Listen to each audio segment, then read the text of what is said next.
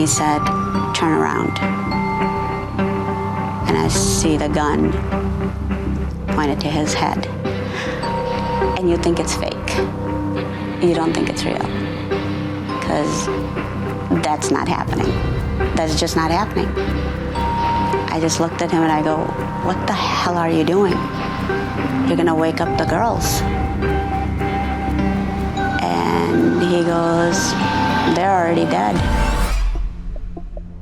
This woman is heartbroken after her husband killed their 16-year-old twin daughters just to get back at her for leaving him.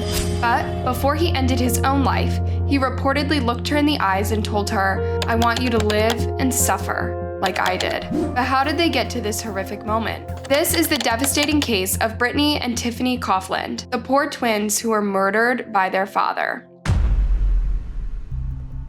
Brittany and Tiffany Coughlin were born on March 14, 2000, in St. Charles, to their mom, Anjum, and their dad, Randall. Anjum was only 18 years old when she got married to Randall, and her family, who were originally from Pakistan, disowned her because of it.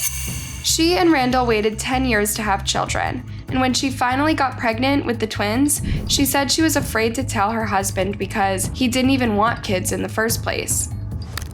I was scared. I was like, "Oh my gosh, he didn't even wanted to have one. Now we're gonna have two. How is he gonna feel about this?"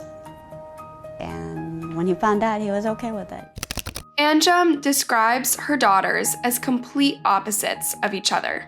While Brittany was more outgoing and into cheerleading and gymnastics, Tiffany was a bit more reserved and serious with her studies. They were both very sweet, very kind, very helpful to their friends. They were happy kids. They were very happy. They were spoiled, of course, but they were also liked going to concerts, and concerts made them super happy. Just like their personalities, the girls had different plans for their future. While Brittany wanted to work in hospitality and travel the world, Tiffany wanted to work with animals and had even gotten a job at a local pet store to gain experience for her career. Unfortunately, both of the girls' dreams would be shattered in the most unimaginable way. While Randall was a good father and gave his daughters everything they wanted, things between him and Anjum were not working out. Anjum said that he was super controlling and egotistical and would not let her do anything without his permission.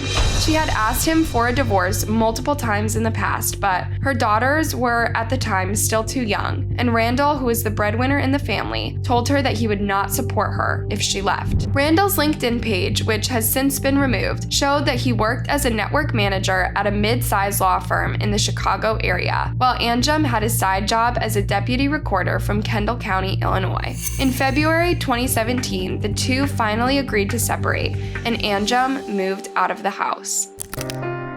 We, as a couple, decided it's the best thing to do is to go off our separate ways.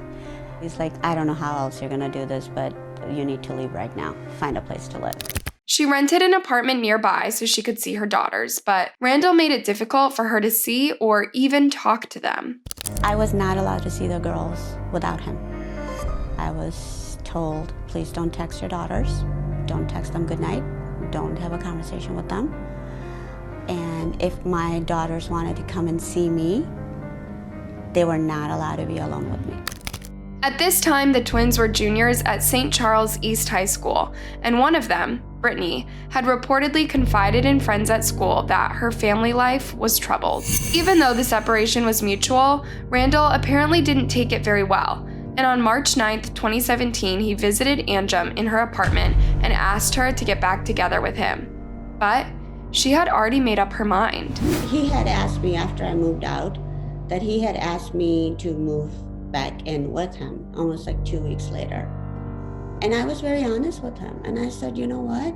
I don't see myself ever being with you ever again.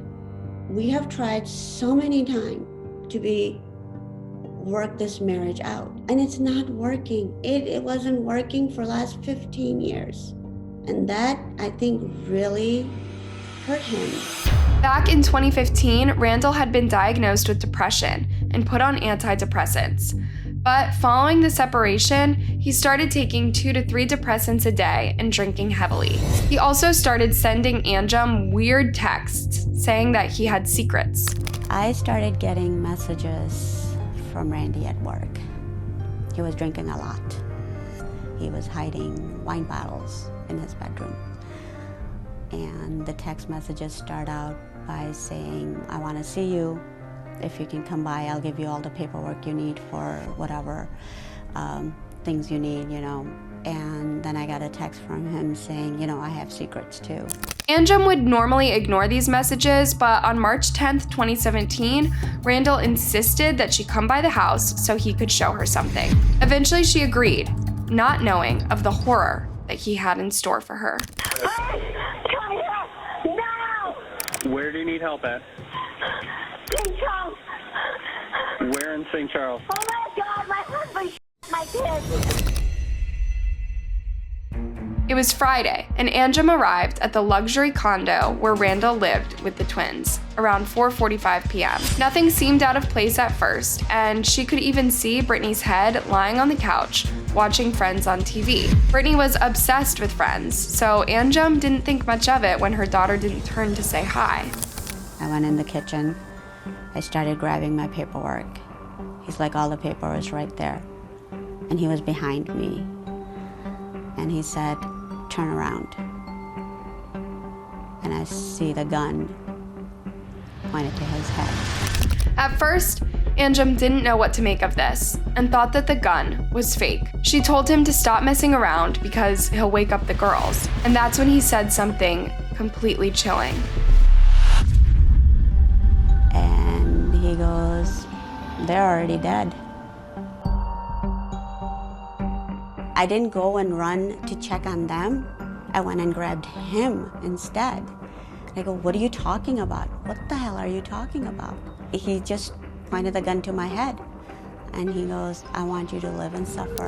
Before Anjum could even process what was going on, Randall moved the gun from his head to her leg and pulled the trigger. And as she screamed in pain, he went to his room and made this gravely disturbing 911 call.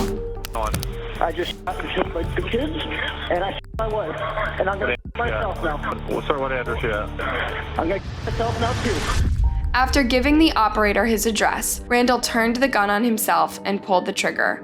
Almost immediately after that, a panicked Anjum called 911 and told the dispatcher that her husband had shot her and her teenage girls. Oh my God, my husband my kids! Okay, I need to know where you are. I can help you, but I need help. Okay, ma'am, what address are you at? Oh my God! Oh my God! Ma'am, where are you at?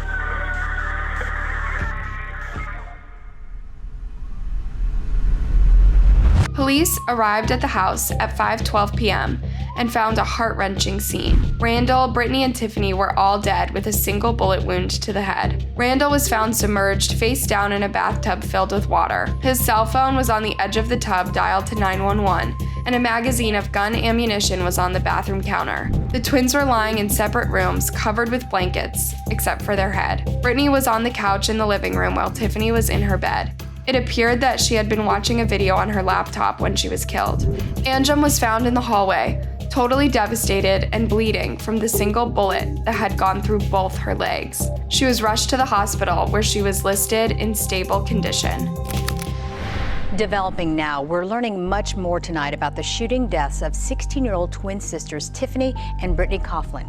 St. Charles police now say their father killed the girls and then killed himself. As CBS 2's Sandra Torres reports, the evidence is in the 911 calls. As the St. Charles community mourns the loss of Brittany and Tiffany Coughlin, I just want out of them. this tribute to the 16-year-old twin sisters continues to grow. It's very touching, so even though I didn't know them, it's still very heartbreaking. This morning I brought it up in church to pray for the family and for the relatives of such a tragic thing. St. Charles police now say 48-year-old Randall Coughlin is the one who shot and killed his daughters. The tragic incident left everyone in the community totally shaken and heartbroken.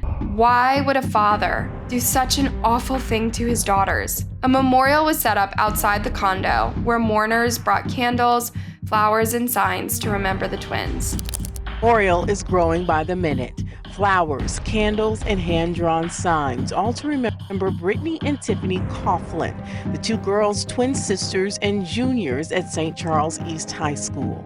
They're quiet girls, they're nice, really sweet. Classmates flocked here to pay their respects the day after the sisters were shot to death in a domestic disturbance inside this condo building.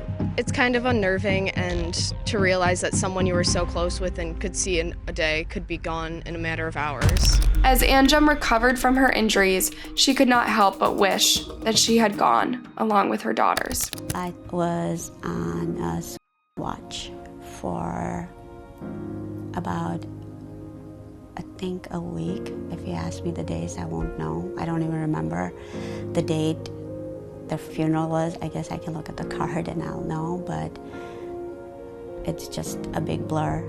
On March 17, 2017, a week after they were murdered, the girls were laid to rest at a local cemetery next to their father. Their funeral was attended by hundreds of people who eulogized them as sweet, innocent girls who did not deserve such a tragic ending. Understandably, Anjum struggled to get over the pain and grief of losing her daughters, but over time she has found ways to cope and heal from the trauma. But if there is such thing as God, if there is such thing as heaven and hell, I need to make sure I end up with my girls and be with my girls. If I do something stupid, I may not end up with my girls, and I want to go see them again. That keeps me going. I'm stressed out every day. Every day I don't know how I'm gonna get up in the morning and go to work. But I push myself to get through it because nobody understands that you're going through something so major, such a trauma. And I think my girls would be so proud of me. What do you think about this case? Let me know your thoughts in the comment section, and be sure to give this video a thumbs up and subscribe for more.